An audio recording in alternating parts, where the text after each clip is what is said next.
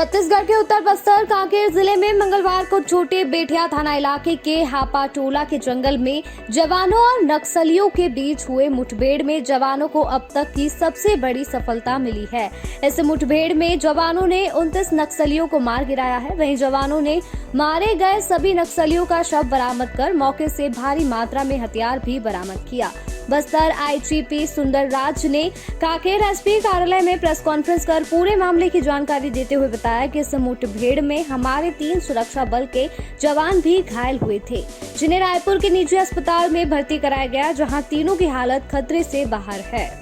कल 16 अप्रैल को जिला कांकेर की छोटा बेटिया थाना क्षेत्र अंतर्गत बीनागोंडा और कलपर के जो आसपास क्षेत्र में प्रतिबंधित एवं गैर कानूनी सीपी माओवादी संगठन की माओवादियों की उपस्थिति का आसूचना पर डीआरजी टीम और बीएसएफ के एक संयुक्त बल अभियान के लिए रवाना किए गए थे। अभियान के दौरान लगभग सुबह से लगातार सर्चिंग जारी थी। इलाका में दोपहर 2 बजे से लगातार सुरक्षा बल एवं माओवादियों के बीच में मुठभेड़ हुई। ये मुठभेड़ लगभग 4 घंटे चलते रहा रुक रुक कर, और सुरक्षा बल द्वारा बेहतरीन घेराबंदी के माध्यम से जो माओवादियों का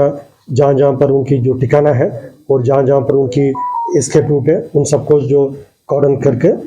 और अच्छी कोऑर्डिनेशन के साथ डीआरजी के अलग अलग टीम्स थे, साथ में बीएसएफ की टीम थे, आपस में बेहतर समन्वय स्थापित करते हुए जो माओवादियों का खिलाफ प्रभावी रूप से कार्रवाई की गई थी, जिसके परिणाम स्वरूप कुल 29 माओवादियों का डेड बॉडी रिकवर की गए थे। उनमें से 15 महिला माओवादी है और 14 पुरुष माओवादी का डेड बॉडी रिकवर की गए थे। और साथ साथ घटनास्थल से AK-47 एक इंसास राइफल, 2 SLR, दोबारा मैं हथियार के बारे में जो रिपीट करना चाहूँगा डिटेल्स, एक AK-47, एक SLR, 2 इंसास, एक कार्बाइन, 303 वेपन 3 और काफ़ी बड़ी संख्या में 315 और 312 और बर्मार वेपन, साथ साथ जो 9mm पिस्टल है जो वेपन का सर्विस वेपन है, वो भी 2 वेपन रिकवर किए गए थे। इन सब वेपनों का जो शिनाख्ती है, कौन कौन सी घटनाक्रम में सुरक्षा बल से माओवादी द्वारा लूटा गया या छत्तीसगढ़ के अंदर या बाहर कहाँ कौन कौन सी घटनाक्रम में जो ये वेपन्स माओवादी द्वारा लूटा गया, तो उसका भी डिटेल हम निकलवा रहे हैं। जैसे संभवतः एक दिन में वो डिटेल भी हमको प्राप्त हो जाएगा। अभी कुल 29 माओवादी जो डेड बॉडी रिकवर की गए थे, उसका शिनाख्ती की कार्रवाई जारी है। इस पर प्राथमिक तौर पर 2 बड़ी जो माओवादी का जो शिनाख्ती अभी सामने आ रहा है, फिर भी कंफर्मेशन जैसा हमारा एक प्रक्रिया होते हैं, इसका पंचनामा और जो स्पॉटर्स द्वारा आइडेंटिफाई करके और बाकी एजेंसी से भी हम उसको कंफर्म करके उसका फाइनली एक ऑथेंटिक रिपोर्ट देते हैं। लेकिन अभी जो प्राथमिक 2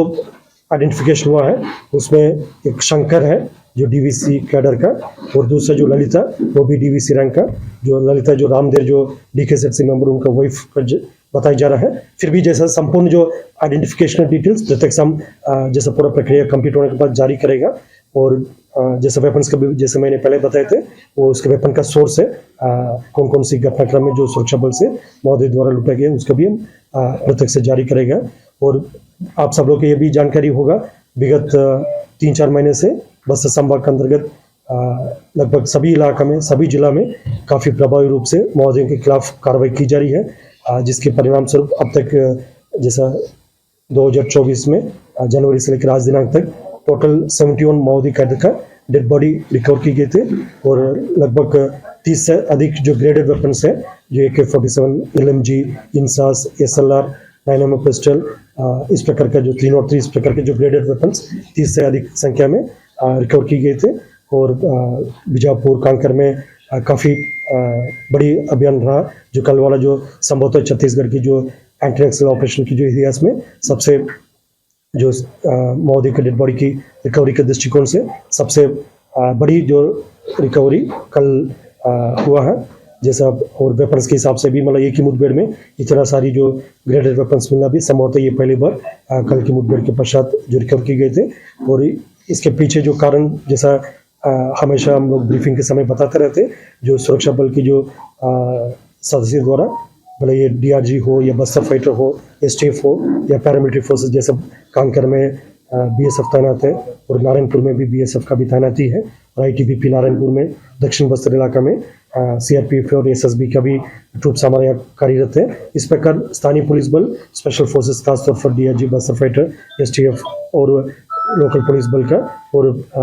स्थानीय जो पुलिस अधिकारीगण और जो पैरामिलिट्री फोर्सेस का जो इतना वर्षों में जो अभियान के दौरान क्या कुछ कमी रह गई, कहाँ पर हम लोग का उसका इम्प्रूव करने के जो स्कोप है, गुंजाइश है, इन सब पर लगातार विचार विमर्श करते करते धीरे धीरे हम ऐसे एक परिस्थिति में पहुंचे। अभी ये लड़ाई एक निर्णायक मोड में है।